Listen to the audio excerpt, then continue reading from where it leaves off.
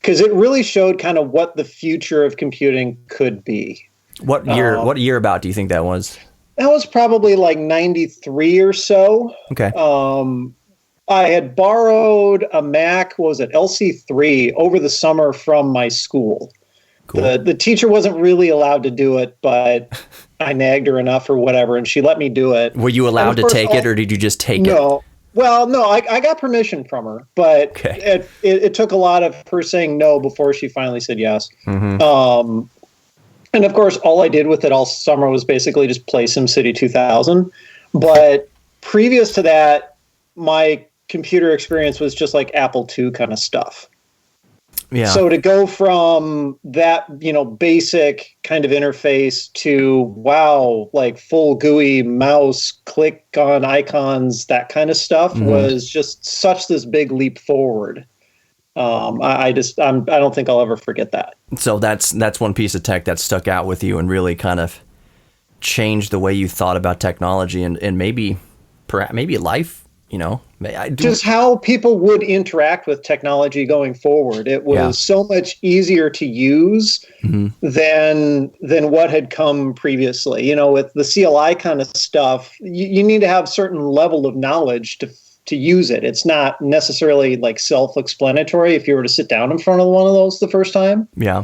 But with the Mac and with Windows, of course, as well, you could sit down in front of it and, maybe you need a little bit of coaching as to like, this is the right way to hold the mouse. But beyond that, you could kind of figure it out on your own. Yeah. So I realize I'm not really, I went out of order right off the bat. That it should have been. Wasn't going to say anything. Clint, I know we were all thinking of it. But Clint, so the question goes to you. What do you think? And this is a tough one. I know for we four here that it's a really tough question. I already know what I have in my mind. But Clint, what do you think? What was the first tech? Could be a game, just something to do with technology or retro tech that really just was the first thing to capture your imagination. I'm going to go with something totally different here and go way back and go with one of the first tape recorders I ever had. Ooh. And it was, I don't know if it was the very first, but it was the first one to really make me think, I don't know what's going on, but I'm super intrigued. Yeah. And it was this awesome, like 1970s reel-to-reel tape recorder. Oh. It was massive. I was like 6 years old and was just given access to this reel-to-reel tape machine that the church was getting rid of. Yeah. My dad, was involved in that, and he was just like, "Hey, you like tech things, I guess, or what? I don't know. Here's a thing," because I had messed around with like little tape recorders before, but it was this reel-to-reel one with these nice like 7-something-inch reels, and it was really fun to just mess around with it and break it constantly and try to figure out how to, constantly go back and re-edit myself and string the tape through the mechanisms and, figure out how to clean it and repair a little, what is a capstan? What is a tape head? And, I was just intrigued by the fact that there were so many little mechanical parts that you could physically see and look at. Right. And, at the same time, you had this, what felt like magic ability to just record and edit yourself and go onto as magnetic media. It didn't make any sense to me at all. But it was just pretty incredible at the time. I wore that thing out. I wish I still had it. Or the tapes even. Do you still have a reel-to-reel? I don't. That's one thing that I've been looking for a very long time now. And now after watching like so many videos on the reel-to-reel machines, I have a very specific list of one. I would either want the exact crappy one that I had or a really nice one. So there's no in between. So I've turned down like dozens and dozens of them at thrift stores because I either want the one that I had, which I don't even know what it was. It was just, I know exactly what it looked like though. I've seen it in pictures, but they're not good enough to tell what model it was. It was just very brown. We're very wood grain, and we know how you love wood grain. Yes. It was just like brown plastic too. It was the most 70s thing ever. It was like brown and greenish plastic. Did it smell like cigarettes? It did. It smelled like cigarettes and like mothballs and like just like church pews from the 70s, because it was in a church for decades. Yeah. I work 20, 30 years. I work at a church. I know that was built in 1955. I know what that smell is like. Those pews, 1950s church pews. That's exactly what it smells like, mixed with a bit of, adult diaper, everything else. Yeah. It was a very, you turned it on and I can remember it now just thinking about it. The smell of all like the capacitors and everything else warming up, and that dust that was caked on there, just it sort of hisses in my mind. I don't know. It was a great little thing, and it eventually just broke and got tossed, I'm sure, but reel-to-reel tape machine. It was my favorite thing. Super cool. That's on my list too. I'm looking at Fostex and Tascams. I want a 16 track 1-inch reel-to-reel, but those things that's insane. They're very expensive. 2-inch 24 track tape machines I can't even look at without going bankrupt. Those things are several $1,000s easy. And the thing is, and we haven't forgot about you, David. I'll get to yours in a second. But when I went to sound school, I had to learn how to calibrate all 24 of those channels of a tape machine using the high tones, the mid tones, the low tones, and bias adjust every single card in the tape machine. And the rest of the class hated that. They thought it was tedious and horrible. So I was always the first to volunteer. I will spend all day back here calibrating the bias for this 24 track tape machine, because I find that geekily therapeutic, perfect for Geek Therapy Radio. David, what was the first bit of tech that you think kind of stood out to you? Well, I've been sitting here, Clint and Colin talk, trying to think of something new to say, because we've had this conversation before, but I just can't. I'll have to go back to my previous answer, which is the Commodore VIC-20. Yeah. Just to, shed some light on that. I was 6 years old. This was 1981. And actually, I didn't even know that I wanted one of them. My brother's actually the one that wanted to get the VIC-20. And I was just like, okay, whatever. So we went to the store with my parents and they bought it. We brought it home and we set it up. And I really, up to that point, I was just like, it's amazing I can still remember that, because there's not very many things I can remember from being 6. But I remember when we set it up, I still didn't understand what it did. Like, what is this thing that we got? And then when we turned it on, something just clicked in my brain where I just like, I know it doesn't seem too immersive today because it's command line operated and everything, but I mean, at the time it was almost like I'm transported into an entirely different universe. It's like, wow.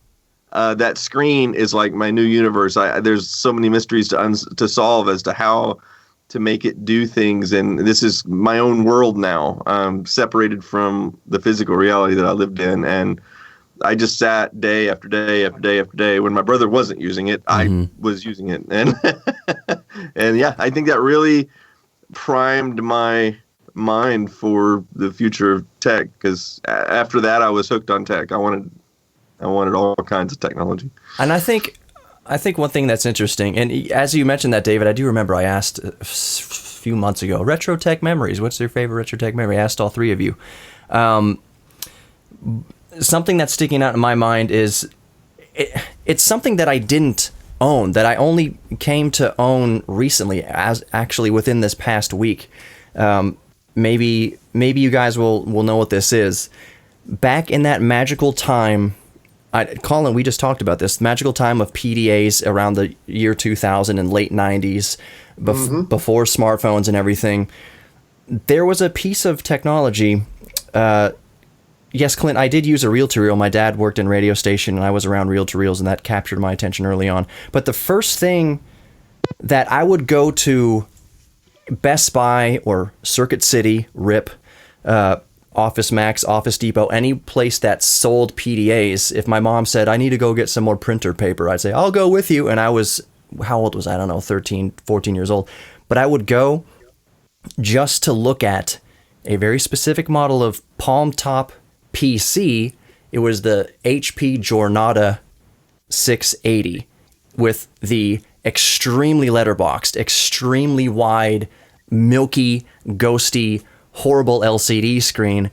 But was that the one with that the green backlight on the screen? No, the black and white, the monochrome LCDs. Yes, those absolutely had the Indiglow or whatever you call backlight. But no, the thing was about this, it was the first one that I saw that... You're thinking about it as a Windows CE machine, wasn't it? Yes. Windows CE 2.11. I don't have it near me. It's in my backpack downstairs. It had the miniature keyboard. Bless you. We're socially distanced, I think, adequately enough. So I think we're fine here. But yeah, that thing captured my mind because it literally was a miniature laptop. It had full QWERTY keyboard, just shrunk down, and I'm typing on it now as a 36-year-old adult. It's surprisingly usable, and you know what? None of the magic is gone. None of that magic that I first felt when I saw it when I was 12 or 13 years old. Having it in real life, they say, don't meet your heroes. I've met my hero in this Palm Top PC, and it has not let me down. I still think it is one of the coolest little pieces of technology in the world. Back in the day, it represented the future to me. Back when we thought everything was just going to be getting smaller and smaller and smaller. And that really didn't turn out the case. Smartphones were small, and then all of a sudden they got gigantic again. And now Apple is releasing the SE2, SE 2020, which is back to a smaller screen again. And it's kind of funny the way technology goes. Well, I had the Casio version that I think was really similar to that. Yeah. And I don't know, I know it's named after a star constellation, but it's one of those words I'm not sure how to pronounce. It's either Cassiopeia or Cassiopeia. I'm not quite sure how you pronounce that. But anyway, I had one of those. I thought it was really, really cool for a few months, but I got pretty bored with it because it didn't seem like there was really any software development going on for it. And I thought I was going to write code for it, but I just found the development environment too intimidating, and I never wrote anything for it. Was that Windows CE? Yes. I totally remember that era as well. Like that, Johnny, that's why I was asking about the screen. My dad had one of the earlier ones where it had that black and white screen, but it was that exact same form factor you were talking about. Super wide display with the tiny little chiclet keyboard on it and a stylus that hid in the front. And it had one PCMCIA card slot on the side. Yep. And I remember he bought a modem card to stick in there because his dream was to be able to sit on the couch and surf the internet. And he's sitting on the couch. He's got the phone line, draped from the kitchen or whatever. That's like 50-foot phone cable down the stairs into the living room. He's chilling on the couch with this thing plugged into his little tiny little Palm Top thing. It's dedication. It didn't really work all that great for surfing the web, so that dream died fairly quickly. But I just remember that form factor just being like... It can get lonely climbing Mount McKinley, so to entertain myself, I go to ChumbaCasino.com. At Chumba Casino, I can play hundreds of online casino-style games for free, like online slots, bingo, Slingo, and more. Plus, I get a daily login bonus. It's just too bad that up here, I don't have anyone to share my excitement with. Woohoo! Live the Chumba life. Anytime, anywhere. Play for free now at ChumbaCasino.com. VGW Group. No purchase necessary. Void where prohibited by law. See terms and conditions. 18+. Ever been strapped for cash? Need some relief? Oklahoma Central Credit Union understands how being short on cash causes stress with the family, and that's why they offer personal loans. With a personal loan, you can pay off those stressful bills once and for all. One easy personal loan can eliminate those high-interest credit cards and overdue bills. Call 1-800-444-6228 to apply for a personal loan today. Or you can visit oklahomacentral.creditunion for all the details about credit costs and terms. So crazy as to it's just so wide. You would just scroll for days and days, but it still had this little bit to it that was very productive because of the keyboard. You could still type something out on it if you had to. Right.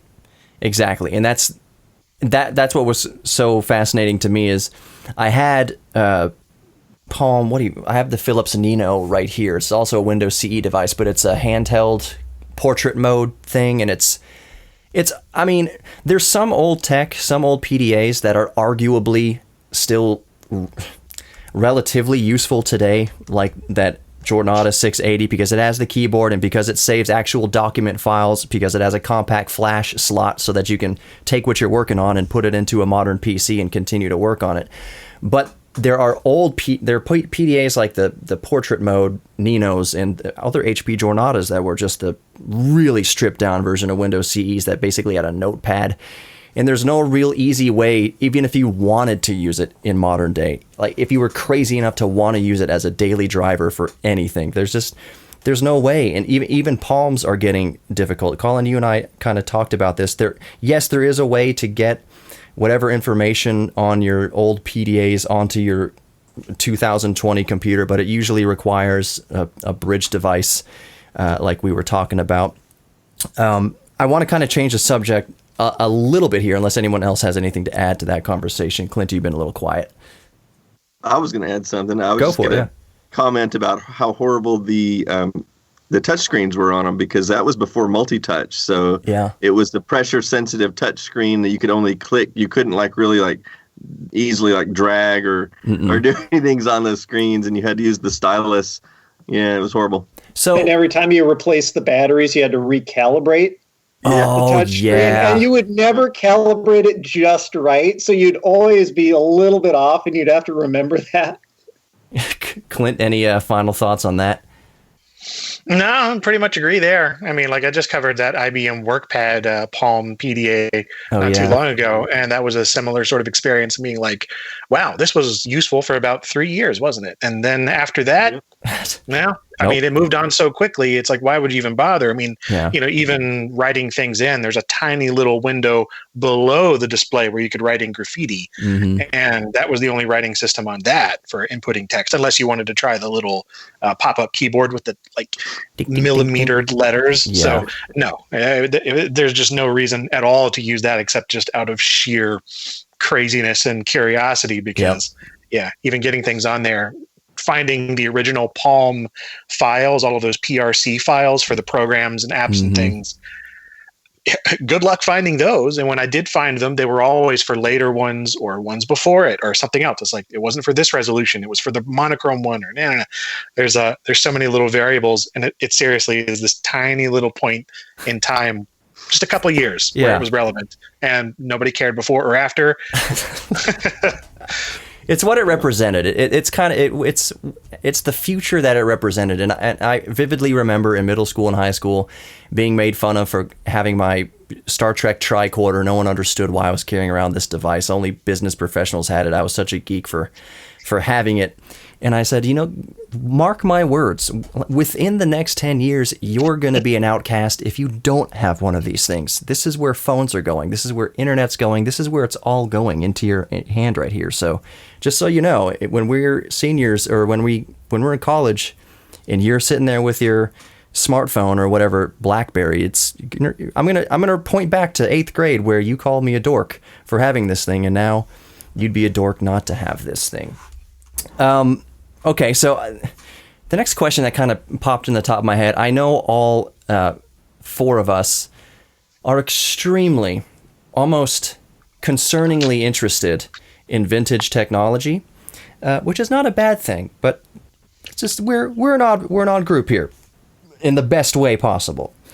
I think it might be interesting for people to know what we're working with for as daily drivers. So when you're interested in retro tech like we are, that usually means we're pretty up to date on the bleeding edge of technology. It's not like, Clint, you're not shooting videos on an old 1999 point and shoot that uses a floppy disk. We're in the modern age. Anymore. Not anymore, but we did, exactly. Yeah. So I'm going to go around and say, what is everyone's current... We'll start with this, and I'm sure the question's been raised before. I would assume everybody's video editing PC is probably their most powerful computer that they own. Maybe if you have a gaming laptop or something like that, but let's go around this time really in alphabetical order. And I think that's Clint. Clint, okay. What's the most modern PC that you have that you use day to day? In the specs. Most modern one. It was let's see, I guess I got it put together about a year ago. I mean, it's just a compilation of things that I've been upgrading for years. Just sort of made it in a Oh, I don't even remember what it was. Is it wood grain? It's been so long. No, actually, I don't really do wood grain in my day-to-day life. That's more of an online like persona at this point. I made a joke about it so many times, and then it's like become a thing. Oh, everything has to be wood grain. Cars so it's actually not wood grain. So if you get the Tesla Cybertruck, are you going to wood grain it? I have one in order, and I don't think I'm going to debrand the whole thing wood grain. Yeah, right. Now, I actually really like, speaking of that, my main computer is a brushed steel. It's just a very basic case. I'm trying to, fractal design. It's one of those fractal design cases. Cool. So it actually looks like an industrial refrigerator is kind of how it's a massive, massive case because I wanted to have, a billion drives and all the things in there. But yeah, it's like a Core i7 something. It's got the 8086K CPU in there because 8086. Right. I had to have one of those, but I really just made it to be as fast as possible when I built it and as quiet as possible because I have it in the same room that I do all of my recording and everything. So I just have massive amounts of fans. I didn't want to do water cooling, so they've got these just gigantic fans as big as my head and stuff inside there. And there's like a couple of 2080 cards, the GeForce RTX things. Like it's pretty darn capable. Oh yeah. But it's kind of has to be because I'm doing everything and, it's all 4K 60 FPS stuff that's 100 megabit per, whatever video. So second. Yeah. That's been the big hassle is trying to keep up with the video as I continue upgrading my cameras and everything else. It's not just the storage, it's just the bandwidth at all. And, I'm thinking about upgrading it now because that's a couple of generations old at this point. So, yeah. Okay. Well, Colin, what are you working with right now? Well, the newest computer I have is not actually the fastest. Newest is probably my ThinkPad. What I actually edit on is my 2017 27-inch iMac. Okay. I'm one of those Final Cut users. That's it's fine. pretty much maxed out.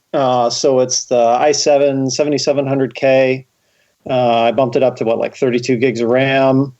I'm editing off of an external 8 terabyte SSD array connected through Thunderbolt 3. Right. And that pretty much eliminated any sort of performance bottleneck just because of how efficient Final Cut is. As long as I've got background rendering turned on, it'll eat up 4K all day, no problem. What GPU's in there? It's an AMD 480 something or other, 8 gigabytes of video RAM. I don't know. I can bring it up. It probably doesn't matter. Whatever. It works. Radeon Pro 580, excuse me. Okay. So not the newest, but it was one of those like, hey, for an extra $50 I can upgrade when I buy the machine. Yeah, why not? I'll probably get another couple of years out of this machine, to be honest. I don't really have any complaints with it. Right. David, what are you working with? I guess I'm going to be the odd one out here. Please. My actual desktop computer that I do video editing on is actually a Mac Mini from 2011. So it is 9 years old. It's got 16 gigs of RAM, but I've just had no reason to upgrade it. It just works. It does everything I need. I run Final Cut on it. It's as fast as I need it to be. Actually, my newest computer is the one I'm talking to you on. I've got a MacBook Air that I just bought about a year ago. And the only reason I bought this, I can tell you a funny story if you want to hear it, about when I went to Portland Retro Gaming Expo. I trying to think it was the last time I went or the time before last, but I had an older MacBook that I used to bring with me, and it only had DVI or VGA, and that had not been a problem at any of the conventions that I'd gone to. And when I got to this one, you only get 5 minutes to get up on stage and get ready, and all they had there for me was an HDMI cable. And I'm like, I can't use this. Everybody else in the world has always had VGA, including that very convention the year before. And I'm like, sorry, that's all we got. And so here I am. I can't do my presentation. So I actually had to ask somebody in the audience, does anybody have a laptop I can use? And somebody raised their hand. They had a newer MacBook. They're like, yeah, you can use mine. So they brought it up. And then I'm like, does anybody have a USB drive that I can copy my presentation? So somebody else raised their hand. Yeah. So we get it up there, And we hook the projector up, everything's working, and then the battery dies on it because he hadn't charged it and it was like 1%. And so we're like, oh, well, let's plug it in. Oh, guess what? They don't have any electrical outlets up there on the stage. So then they're like, well, gee, we found us a 100-foot extension cord or something. You know, we're like 15 minutes late here already. Mm-hmm. They bring up the extension cord. It still won't reach. And then somebody from the audience says, hey, I've got one of these portable power brick units. I have no idea what they were bringing that convention for. Yeah. So they brought it up there on stage. We plugged it in. Finally, like 20 minutes later, we get like everything working, and I do my presentation there. They shut the lights off on you. And and I was the last person to go that day. I think my presentation was like at 8 or 8:30 in the evening or something like that. Mm-hmm. So there were a lot of the other people that worked at the convention had gone home already. So anyway, after that, I'm like, I guess I'm buying a new laptop because I want to have HDMI for the future. So that's the only reason that I even have this newer MacBook Air, was because of that. Purely out of necessity. Yeah. So do you use it often? Or are you using it every day? No, I only bring it with me when I travel, and I use it for Skype because it's got a really good webcam in it. And that's about it. Oh man, that's perfect segue into something. Okay, can we talk about webcams for a moment, especially in laptops?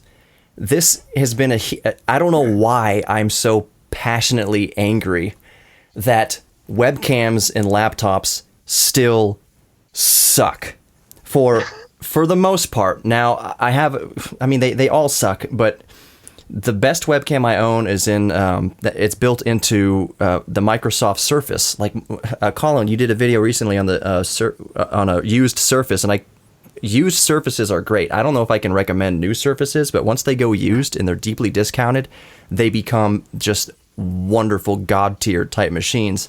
And one reason I think that is because of all the laptops or tablet convertibles that I've used, the webcam and the speakers, but mostly the webcam is decent in my Microsoft Surface 2.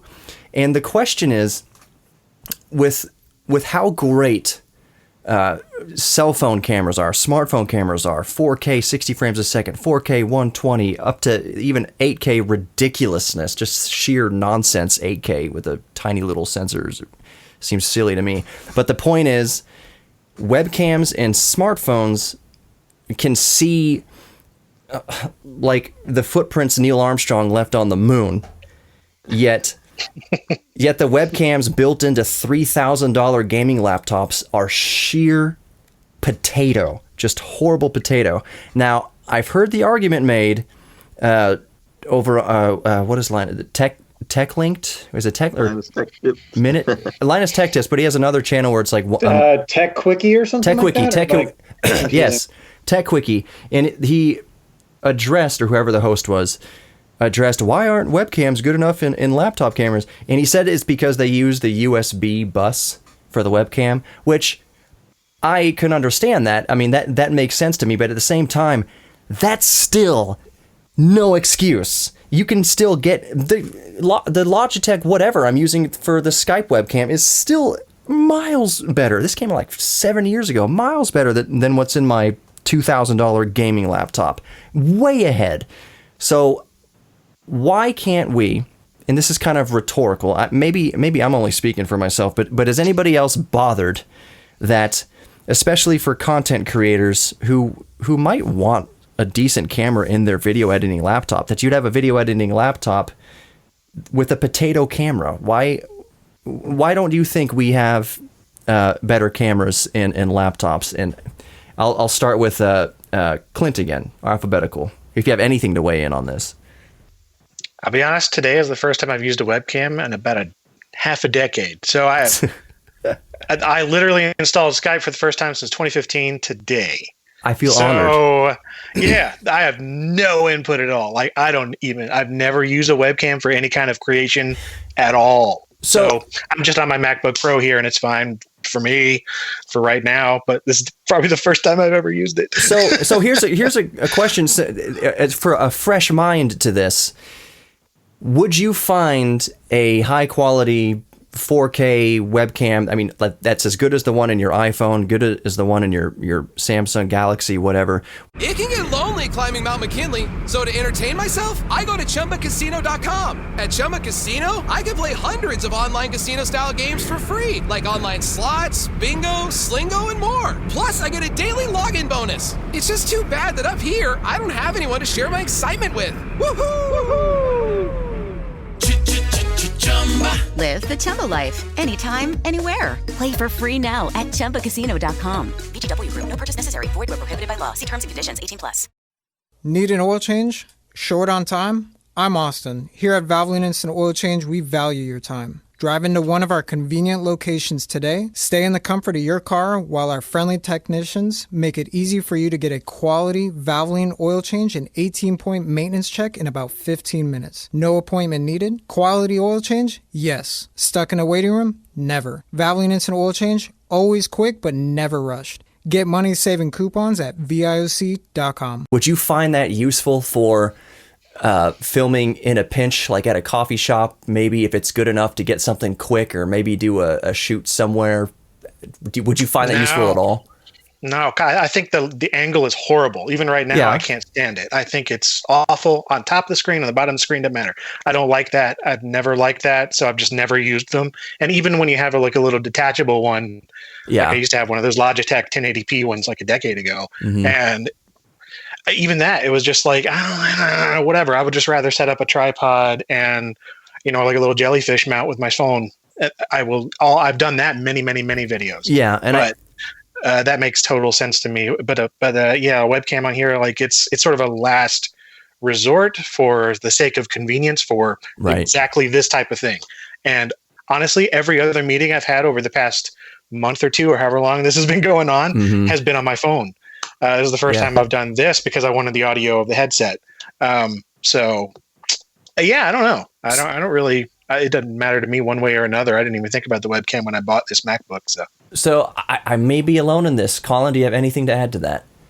I was thinking about that when I was working on that Microsoft Surface review / retrospective, whatever it was. And I think the deal is, obviously, the answer is they do it to save cost. Right, yeah. Right? Because a good camera module costs more money than a really, really cheap one, which they keep using. I think their reasoning behind it is because the majority of people use the webcam on their laptop for real-time communication. It's a relatively small percentage of people who would record a video for later use with the webcam, where you will actually then notice the quality. Right. So I think because it's mostly web conferencing kind of stuff, they figure maybe quality doesn't really matter so much. And there's also a bunch of other factors in play as well. Like maybe your internet connection is crap and it's getting all compressed down to hell anyway. That's true. The best camera in the world isn't going to look very good if you've got practically no bandwidth to use it with and you're breaking up all the time or whatever. Right. Evident on the news right now, you got all these people, you see politicians and celebrities with the most awful things. Yes. Their connection or their webcam or whatever. It does make me wonder if maybe we will start to get decent cameras and things like that, just because everybody is so conscious of this right now. I obviously haven't even thought about it until watching all these broadcasts of people in the news and things like that. So you know what? It kind of similar but separate. And David, I'll pose the question to you. Actually, David, do you want to weigh in on that real quick before I bring something else up? I was going to say mostly the same thing that Colin did. That I assume they do it for cost savings, and because the fact that the limiting factor is usually going to be the Skype or whatever software that you're using. I don't even know what my picture looks like on your end, but I do know that the camera in this MacBook Air, it's 1080p. Like Clint said, I'm not terribly fond of the, the barrel distortion and stuff that it has. But I mean, like clarity wise, I could record 1080p video on this, and I think it would look pretty good. In a pinch, but yeah, for a talking head shot in a pinch. Yeah. In fact, I think I might have used it for my last Patreon only video. As a matter of fact, interesting. Well, I totally didn't notice then. It looked normal to me. So There you go. Then we're headed in the right direction. For people like me who are so passionate about it. When you're watching something on the news, though, like 65-inch TV or wherever, and it's then it looks amazingly bad. But so does everybody's camera right now when it's blown up like that. So. Yeah. So as an audio geek and a less, speaking personally, a video geek, one thing that has, I think did I tweet this or did I just say it on Facebook or whatever? But my thought was, it's really funny seeing talking heads that earn six figures, $1 million a year, looking straight up amateur when they have to do it from home. It kind of painted for me like I hope these people really appreciate their production crew. That they I can't speak for every talking head or anchor or anything like that, but I think a lot of people think about the crew as an afterthought. And now, when the crew is stuck at home and can't get to the anchor, to the talking head, and they're just using their crappy Logitech webcams, and they're even worse. And this is the segue I was going to here. The audio is god awful. Obviously, all of you know that I work in radio. We have a lot of hosts and traffic reporters and various reporters around the country working from home, sending us audio, doing live traffic reports from home, looking at their traffic cams and things like that. The audio is horrific and embarrassing for any media outlet. And it's this kind of self-quarantine stuff has painted the picture of just how maybe inept is a strong word, but ignorant. You would think that these professionals would have something as a backup in their home to give you a better picture and at least have a decent, USB like Yeti microphone or something to capture decent audio, instead of let's go to this person who makes six figures for CNN and they're talking into their god awful trash laptop microphone and it's all horrible. But yeah, so I'm using a laptop, but I have this is what I'm talking into. This is my little snowball. The blue snowball. Yes. I'm not using the internal laptop microphone. YouTubers, and that's only like $60 or something like that. No, YouTubers know this. We know that decent audio matters. And I just did a video, and I'm sure none of you have watched it, but I released it yesterday afternoon. And it was basically the point that the best YouTube camera is your microphone, because good audio makes or breaks video. You could have a $50,000 red camera or whatever, but if you're using a potato mic, or even if you're using a $5,000 microphone poorly and you don't know what you're doing, it ruins it. That using a crappy webcam, a crappy 480p, 360p webcam, but you're paired it with a good microphone and you know what you're doing with the audio, that video that is in 360p or 480p looks better when it sounds better. I've actually had this discussion like 1,000 times probably, because I get emails almost daily from people wanting to be like the next YouTuber, and they're like, oh, what do you think of my setup? What kind of camera should I get to make this better? Yeah. And I'll go look at their sample video or one of their videos on their channel, and I'm like, dude, it's not the camera. Your audio is terrible, and your lighting is terrible. Right. And because it's so dark wherever you're at, it's all grainy, and it's just terrible lighting. And your acoustics in the room are terrible. Mm-hmm. So I always tell them, like, look, get a better microphone, get some lighting, and try to sound dead in your room a little bit. And the camera won't matter. I just use a cheap little 1080p camcorder. I bought at Best Buy like several years ago. Mm-hmm. There's nothing fancy or special about it. A lot of people are always asking me, oh, you must have like a $6,000 camera or something. I'm like, no, I paid like $400 for it or whatever. It's right. It's nothing fancy. Camera, and it sounds counterintuitive. And I'd like to know, Colin and Clint, you weigh on this issue. It seems counterintuitive to tell people that camera is the last thing on the list. First get your audio down and write a script and rehearse, or whatever. Even if you're just doing a free cuff and write down notes, whatever. Get your presentation right. Get the content right. Get the message or whatever you're trying to tell people, put in their heads right, and then make it clear for them to hear. And then get lights right with whatever you're currently using. Maybe it is just a webcam in your laptop. Get the lighting right, And then the last thing on the list, which is so counterintuitive for YouTube or even live streaming, the last thing is a camera. I would, back in the day before it got just too sketchy and I scared myself away from it, when I was freelancing in the mid-2000s, around 2006, 2007, as an audio engineer, I put Craigslist ads. I relied on Craigslist, and I would go to people's homes or apartments, and basically my service was, I will show you how to get the most out of whatever you already have. That your problem isn't that you need to spend $10,000 on a microphone, and in fact, if you spent $10,000 on a microphone, it will just reveal how terrible you actually are, just like an HD camera will reveal blackheads and pimples and stuff like that. But the real differentiator, the real reason why you don't sound like something commercial or something professional is because you don't know how to use what you already have. And all of the value in creating any content, whether you're mixing music, you're a songwriter, singer-songwriter, acoustic guitar and singer, it all boils down to what you know and how to use the equipment that you already have. And don't get yourself into a money pit spending thousands of dollars on things you think you need. I can get you better results. This is what I would tell them back in the day. And it's still true. I can get you better results with a $50 USB microphone and some free Pro Tools software. I can take you 99.9% there to a Billie Eilish or to a Dr. Dre or to a 50 Cent. That is just how you use it and knowing how to use the equipment. It's not the exact equipment that you have. It's just how to use it. That if Phil Spector, didn't he do the Beatles? Is he the Beatles engineer, producer? I think so.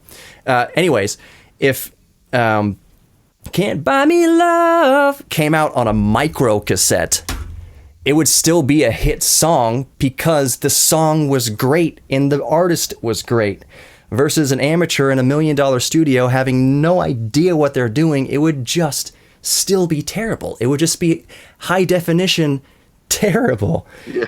And I guess I want your input on that. Is there any encouragement, and I'll go around alphabetical again, Clint, is there any encouragement you can give to, let's say YouTubers, because I have 3 YouTubers on here, any encouragement you can give to people trying to make YouTube videos? Any advice on maybe don't buy a camera right now, or what other things should they focus on? Yeah, I mean, I would say that audio is, I would just agree with pretty much everything you just said there. That seems pretty straightforward in my experience in terms of the things that I did to get where I am now and I'm currently trying to get to.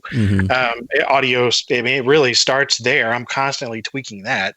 And lighting, really. Camera, I rarely ever change that. In fact, most of the times when I get compliments and people being like, you really boosted the quality on this one. Did you get a new camera, a new lens? And it's almost never the case. It's always, I changed around the lighting or I moved around the set so that things look a little brighter or softer or more accurate or more colorful or something. There's always another thing that you can tweak. The camera stuff, I love upgrading just because that's the hobbyist side of it for me. I love messing around with video and seeing how far I can push it. But most people are never going to notice that. What they're going to notice is the things that you're saying and how you say it.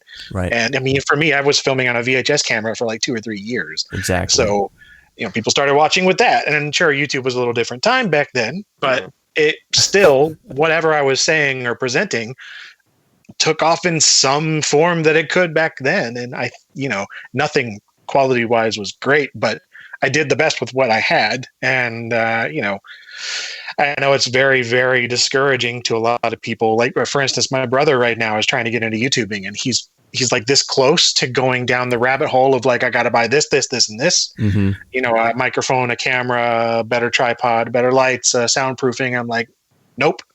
One of the best things I just told him this afternoon, the best thing that he can do right now is because of the type of microphone he has. He has like a little field recorder thing.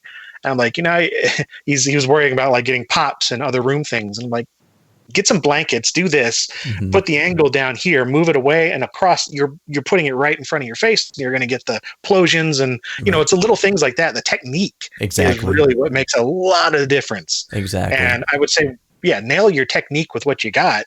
And then upgrade in tiny little increments along the way. And it's worked in my experience is moving, not slowly but carefully, I guess. Right. And just whenever you do run across something that you know for sure, after several times trying, you're like, this is the bottleneck, this is the roadblock to my creative process. Yes. Then look at upgrading. But if your creative process is free and you can just make that, a little more interesting with the things that you have on hand, I always recommend that to the people that are, sending the emails and comments and wondering how to make this thing happen. Yep. You don't need a camera that's ridiculous. Yeah, you probably could do it fine on a laptop web camera, a little bit of careful framing and nice script and such. There you go. Yeah. There was a guy, and Colin, I'll get to your response in a second. There was a guy, I won't name him. He's a super cool guy. I mean, I love his stuff, and it gets better and better, and it's a YouTuber. But when we first got in touch, he had the crispiest 4K content. It looked gorgeous, but he was whispering the whole time. Let me show you what I got here. And it was very discombobulated and low, and you're like, you constantly adjusting the volume. I can't tell what you're saying. And if we can't tell what you're saying and what you're saying, isn't interesting, then it doesn't matter what camera you have. Use a potato and get your audio game down, and I promise you things will get much, much better. Colin, what's your take on the subject? When people ask, the first two things that I tell them, neither of those actually have to do with the equipment or the technology or whatever. Mm-hmm. The first one is learn how to tell compelling stories. Mm-hmm. Right? Don't just ramble off about a thing. Tell me a story. Get me hooked in at the beginning and want to stay until the end of the video. Right. Because otherwise you're giving people like this promise of a good video. Hey everyone, it is Ryan Seacrest here. Ready to heat up your summer vacation? Get ready, things are about to get sizzling at Chumba Casino. Your summer getting a whole lot hotter with a special daily login bonus waiting just for you. So sign up now for Reels of Fun and Reels of Prizes right here at Chumba Casino with yours truly. Join me at ChumbaCasino.com and dive into a summer of social casino fun. Sponsored by Chumba Casino. No purchase necessary. VGW Group. Void where prohibited by law. 18 plus. Terms and conditions apply. Need an oil change? Short on time? I'm Austin. Here at Valvoline Instant Oil Change, we value your time. Drive into one of our convenient locations today. Stay in the comfort of your car while our friendly technicians make it easy for you to get a quality Valvoline oil change and 18-point maintenance check in about 15 minutes. No appointment needed. Quality oil change? Yes. Stuck in a waiting room? Never. Valvoline Instant Oil Change? Always quick but never rushed. Get money-saving coupons at VIOC.com. And then at some point down the path, they realize this isn't what they signed up for and they bail. In which case, then, why are you wasting your time? Right. So figure out how to tell a story in a very kind of natural and conversational way that gets people to want to stay with you through to the end with a satisfying conclusion to that story. Mm-hmm. Whether that conclusion is positive or negative or whatever, just give me some kind of resolution to it. Right. The other thing that I tell them is learn how to deliver that story in a very natural and comfortable way. Right. I think a lot of people who want to get into content creation, whether that's podcasts or YouTube or whatever, they conceptualize it as, it must be so easy and it's so natural and I just need to get in front of the camera. Yeah, David's laughing. I just get in front of the camera and it'll just happen, right? It'll just happen. No. Yeah. Your first few videos or episodes or whatever are going to absolutely suck. You are going to look like a nervous wreck. It is not going to work out for you very well. Yep. Learn what you did wrong in that. Compare the content you made against the content that you idolize or appreciate or whatever that you consider talented. Figure out what those differences are. Figure out what they're doing that you're not and learn how to do that. Yep. Like push through your own discomfort. And it doesn't mean that you have to be comfortable in front of the camera, but you have to learn how to fake it. Yeah. Like, I still have to go through any sort of piece to camera at least twice. Yeah. Because I'm going to screw it up somewhere in the middle, and I'm going to need another take at it. I think so. I think. Hold on. I'm sorry to be rude. When we say fake it, we don't mean be a fake person or not to be yourself. But sometimes you're not always in the right headspace to give the delivery that you know the content needs. So you need to just like an actor, it's acting. It is acting, yeah. Where you're interested in this topic that you're presenting, but maybe your cat just died or something's going on and you don't, whatever. And my advice in that case would, you know what, YouTube can wait if something horrible happens. But we're not always feeling it, and it is a grind sometimes. And I think also a lot of people forget that with content creation, there are times, and I just went through this for a couple weeks with the radio show and the podcast and everything, which it was battling that inner demon of self-doubt. Is what I'm doing worth it? Does anybody care about what I'm doing? Should I quit this and should I go, be a construction worker or something like that, something that's stable and will work? But you have to kind of battle through that. And when you say fake it, it's just, hey, I'm in a bummed out place, but I want to put this video out in the long run. I know that I'm going to feel different tomorrow and I'm going to kick myself if I don't at least work on it.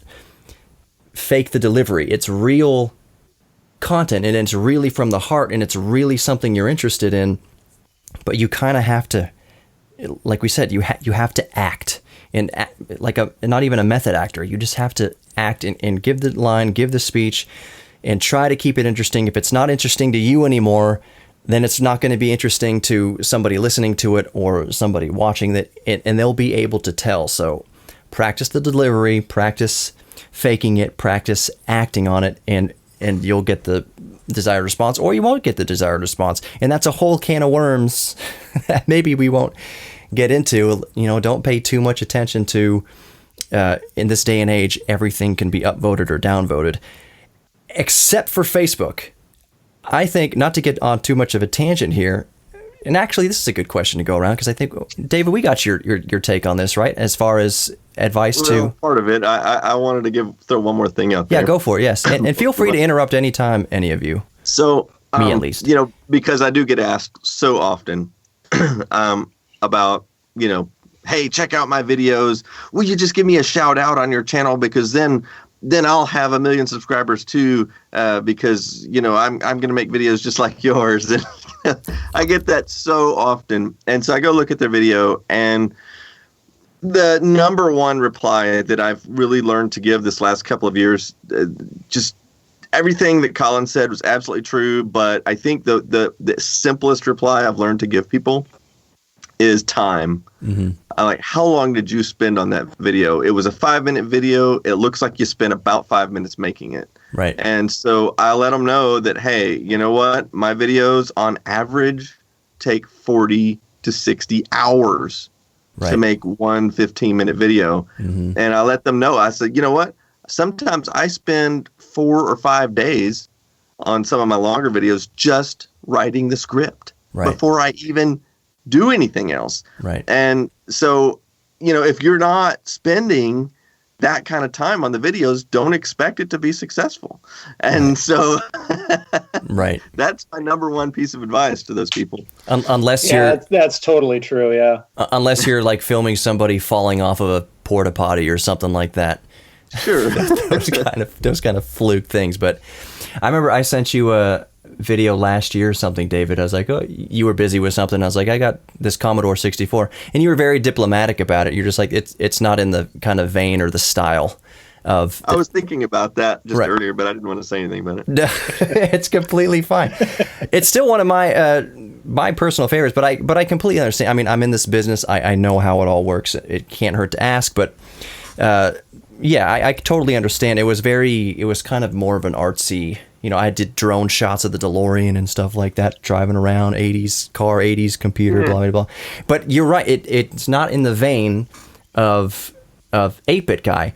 And that's kind of my next point here is I've only been able to watch, in terms of YouTube, my channel grow from my own perspective. I'm going to probably hit 3,000 subs tomorrow, actually. But I remember when it was 0 not that long ago.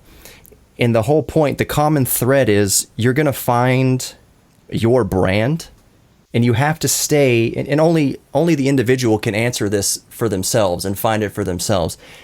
Stay in the vein of whatever brand you've created for yourself, persona you've created for yourself, kind of the flavor of your channel, so that if one video is about audio is the most important thing to YouTube, and then the next thing is about my fishing trip to Lake Tahoe, no one's gonna know. And I think that's one of the things that growing channels especially have to keep in mind is, David, I'm sure if you put out the next video you put out, or Clint or Colin, anything, and it was just, hey, here's a cool fishing rod, that there's a lot of your audience that will, there's probably some fishermen or fisherwomen in there that will find it interesting. I think bigger channels can kind of get away with every once in a while, just putting a little spice of here's something a little bit different. I have not forgotten about Commodore 64s. I have not forgot about IBM 5150s. But here's something neat for a couple minutes that I found, kind of test the waters.